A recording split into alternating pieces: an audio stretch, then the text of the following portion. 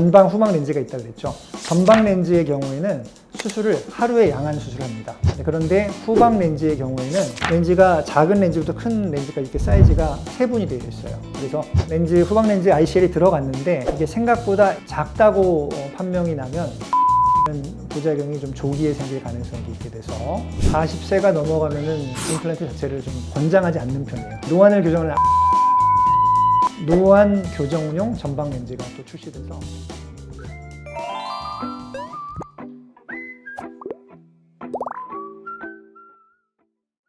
안녕하세요. 수연세안과 양훈 원장입니다. 오늘은 안내 렌즈 삽입술에 대해서 여러분들이 좀 궁금해하실 만한 몇 가지 주제에 대해서 Q&A 형식으로 말씀드려 보도록 하겠습니다. 전방 렌즈는 2일에 나눠서 수술한다는데 맞나요? 렌즈 삽입술은 기본적으로 전방 후방 렌즈가 있다고 그랬죠. 전방 렌즈의 경우에는 수술을 하루에 양한 수술합니다. 그 이유는 렌즈가 8.5mm 직경이 정해져 있기 때문에 이 렌즈가 자리 잡아서 문제되지 않을 만한 공간을 갖고 있는 사람에게는 사이즈 관련해서 교체할 일이 없기 때문에 수술을 하루에 양한을 다 하게 됩니다.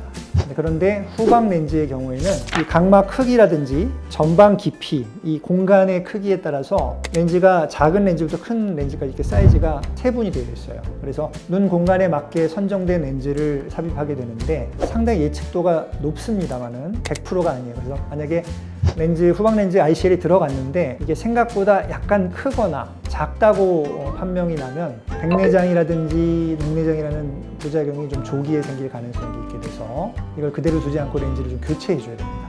교체하는 수술이 어려운 건 아닌데 추가 일정을 내야 되고 두 눈을 교체하는 부담을 줄이기 위해서 수술을 한쪽 해서 모양을 보고 다음날 반대쪽 눈을 하는 것이 바람직하다고 할 수 있겠습니다. 네, 원장님 후방 렌즈는 내피가 줄어들지 않는다는데 이게 맞을까요? 결론적으로 말씀드리자면은 렌즈 삽입술은 전방이든 후방이든 내피 세포가 좀 줄어들 수 있습니다. 전방 렌즈 수술 후에도 내피가 거의 줄지 않는 사람이 있는가 하면 후방 렌즈를 넣고 2년 만에 렌즈를 뺐던 환자도 있었습니다. 내피 세포의 감소는 눈마다 좀 다를 수 있는데 호조건이 있고 악조건이 있기 때문에 사전 검사를 통해서 그 리스크를 좀 분별해내고 보다 좀 자주 모니터링을 해서 내피 세포가 너무 줄기 전에 렌즈 제거를 고려하는 것이 안전할 수 있겠습니다. 네, 원장님 토닝 렌즈라는 게 있는데 이 토닝 렌즈는 넣어야 하나요? 난시에 대해서 먼저 알고 계셔야 되는데요. 난시라는 것은 우리 눈의 이 까만자 각막이 이제 구형으로 보이지만 실제는 럭비공처럼 타원체로 되어 있어요. 수평으로는 평평하다, 수직으로는 좀 경사가 가파르다. 이 양이 심할 때 난시가 많다고 설명하는데요. 자, 이러한 난시가 심한 눈을 교정하기 위한 안경 렌즈는 한쪽으로만 오목한 렌즈 거든요. 안경 렌즈가 렌즈 삽입술 할 때도 난시가 심할 때는 그 렌즈 자체에다가 한쪽으로만 오목한 난시 도수를 새겨 넣은 것이 바로 토링 렌즈가 되겠습니다.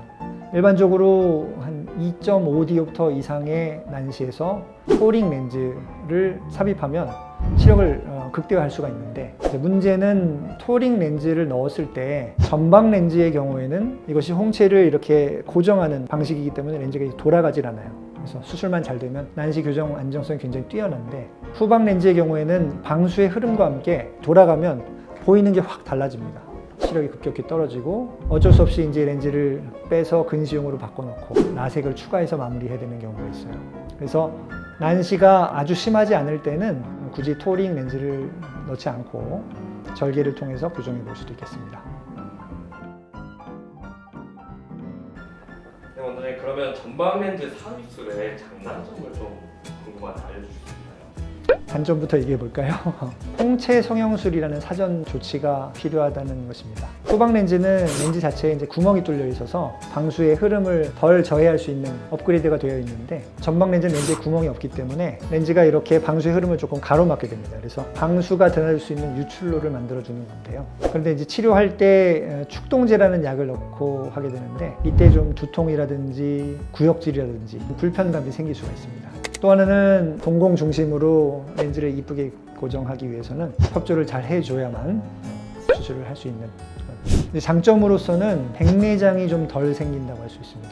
이제 ICL의 경우에는 업체에서도 40세가 넘어가면은 임플란트 자체를 좀 권장하지 않는 편이에요. 중년에서 ICL 수술 후에 백내장이 조기에 생기는 경우가 빈번하게 있었기 때문에 노안을 교정하는 RT 플러스라는 노안 교정용 전방 렌즈가 또 출시돼서 활발하게 또 수술이 진행되고 있는 것도 사실입니다. 또 하나는 이제 난시가 아주 심할 때, 이를테면 근시 2인데 난시가 6디옵터다. 이럴 때는 사실 후방 렌즈가 조금만 돌아가더라도 시력이 잘 안 나옵니다. 안정감 있게 홍채를 고정해서 딱 교정하면은 단 한 번의 수술로 난시를 잘 잡을 수가 있어서 주로 전방 렌즈는 번거롭지만 난시가 심한 분들과 조금 나이가 있는 분들, 내피세포가 줄을 이슈가 많지 않은 분들에게 적극적으로 권해드릴 수가 있겠습니다.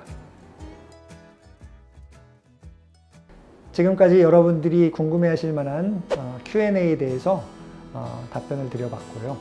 앞으로도 또 궁금해하신 내용이 있을 텐데 그것은 저희 유튜브에 좀 댓글로 남겨주시면은 저희가 성심성의껏 또 답변을 드리거나 새로운 영상으로 준비해서 여러분들 찾아가도록 하겠습니다. 수연세안과 양훈 원장이었습니다. 감사합니다.